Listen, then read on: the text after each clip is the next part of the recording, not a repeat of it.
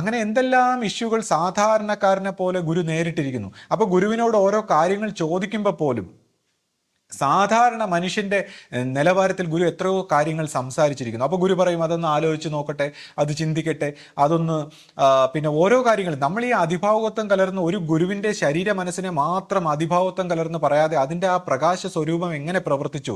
അപ്പോൾ ഗുരു ഓരോ സമയത്തും ആ പ്രകാശ സ്വരൂപത്തിൽ നിന്ന് വ്യക്തമായ അറിവ് കിട്ടാൻ വേണ്ടി ആ കണ്ണടച്ച് ധ്യാനിക്കുന്നതും അതിനുശേഷം പറയുന്ന കാര്യങ്ങൾ, അതായത് ദീർഘവീക്ഷണത്തോടെയുള്ള ആശയ സ്വഭാവത്തിലുള്ള കാര്യങ്ങൾ ഗുരു അങ്ങനെ ചിന്തിച്ചിട്ട് പറയുന്നതും, പിന്നെ സ്വാഭാവികമായ ഒരു മനുഷ്യനായിട്ടിരിക്കുന്ന തലത്തിൽ ഗുരു സാധാരണ ലെവലിൽ സംസാരിക്കുന്നതും. ഗുരു ഒരിക്കലും അതിഭാവുകത്വം നമ്മുടെ ഈ ഭൗതികമായ തലങ്ങളിൽ മിങ്കിൾ ചെയ്തിട്ടില്ല.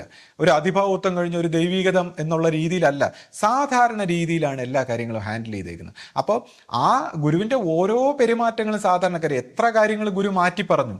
ഗുരു ശരീരത്തോടെ ഉണ്ടായിരുന്ന സമയത്ത് ഓരോ കാര്യങ്ങൾ അങ്ങനെ ചെയ്യാൻ പറഞ്ഞതിന് ശേഷം ഒരു സാധാരണക്കാരനെ പോലെ ഇനി ഇങ്ങനെ ചെയ്യൂ, അതിൻ്റെ സാഹചര്യം മാറിയപ്പോൾ.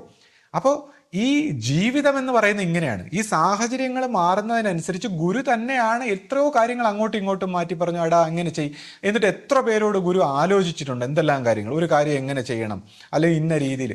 അപ്പോൾ എന്താണ്, കൂടെ ഇരുന്നുകൊണ്ട് ആലോചിക്കുക. അപ്പോൾ ഒരു ആധ്യാത്മികതയുടെ ആചാര്യൻ എന്ന് പറയുമ്പോൾ ഈ പ്രകാശ സ്വരൂപത്തിലുള്ള പരമാത്മാവ് എന്ന് പറയുമ്പോൾ സകലത്തിലും വ്യാപിച്ചിരിക്കുകയാണ്. അപ്പോൾ ഈ ശരീര മനസ്സുകളായിട്ടിരിക്കുന്ന ഈ ആചാര്യൻ സകലത്തിലും ഈ ദൈവത്തെ കണ്ട് ഓരോ മനുഷ്യരുടെയും ബ്രെയിനിനെ ഉപയോഗിക്കുകയാണ്, ഓരോ മനുഷ്യരുടെയും അറിവിനെ ഉപയോഗിക്കുകയാണ്, ഓരോ മനുഷ്യരുടെയും ചിന്താധാരകളെയും കഴിവുകളെയും പ്രാപ്തികളെയും വേണ്ട വിധത്തിൽ ഉപയോഗിക്കുന്ന ആളാണ് ഒരു ഗുരു.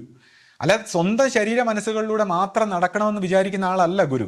അപ്പോൾ ഓരോ മനുഷ്യൻ്റെയും ശരീര മനസ്സുകളെ വേണ്ട വിധത്തിൽ ഉപയോഗിക്കാനും നിയന്ത്രിക്കാനും പറഞ്ഞു കൊടുക്കാനും ശാസിക്കാനും പഠിപ്പിക്കാനും, എന്നിട്ട് ഈ കർമ്മങ്ങൾ നിത്യവൃത്തിയിൽ സാധാരണക്കാരൻ പോലെ അതിഭാവുകത്വങ്ങളൊന്നും കലർത്താതെ സാധാരണക്കാരനെ പോലെ പ്രവർത്തിപ്പിക്കാനും, അതിനുശേഷം ഈ പരമപ്രകാശത്തിൻ്റെ അർത്ഥം എന്താണ്, ഈ ഭക്തി സ്വഭാവത്തിൽ കാരുണ്യ സ്വഭാവത്തിൽ ഒരു കർമ്മഗതി പൊട്ടിക്കാനും അല്ലെങ്കിൽ മറ്റ് ആധ്യാത്മിക രംഗത്തും ഉപയോഗിക്കുന്നത് ഒഴിച്ചാൽ, അല്ലെങ്കിൽ ഒരു ഗുരുപൂജ സങ്കല്പത്തിൽ അല്ലെങ്കിൽ മറ്റ് കാര്യങ്ങൾ നോക്കി പറയേണ്ട സാഹചര്യങ്ങൾ ദർശന സ്വഭാവത്തിൽ അല്ലാതെ മറ്റ് എല്ലാ മേഖലയിലും സാധാരണ രീതിയിലാണ് എല്ലാ കാര്യങ്ങളും കൈകാര്യം ചെയ്തിരുന്നത്. അപ്പോൾ ശിഷ്യ പരമ്പരയെ പടിപടിയായിട്ട് ഉയർത്താനാണ് ഗുരു അന്നും പരിശ്രമിച്ചിട്ടുള്ളത്. അപ്പോൾ അന്ന് ഗുരു പ്രവർത്തിക്കുന്ന സമയത്ത് അന്നത്തെ ശിഷ്യ സമൂഹവും അന്നത്തെ ഭരണ സംവിധാനവും ഗുരു ആഗ്രഹിക്കുന്ന രീതിയിൽ വരാത്തത് കൊണ്ട് എന്തുമാത്രം ഗുരു ഇവിടെ നേരിട്ടിരിക്കുമ്പോൾ പോലും എന്തുമാത്രം ഗുരു വിഷമിച്ചിരുന്നു, എത്ര സമയത്ത് ഗുരു പിണങ്ങിപ്പോയി, അല്ലെങ്കിൽ എന്തെല്ലാം കാര്യങ്ങൾ നമ്മൾ കണ്ടിരിക്കുന്നു. അപ്പോൾ ഗുരുവിനെ അറിയാം, ഇത് മനുഷ്യൻ ഇത് പ്രവർത്തിച്ചെടുക്കാനുള്ള അവൻ്റെ കഴിവില്ലായ്മ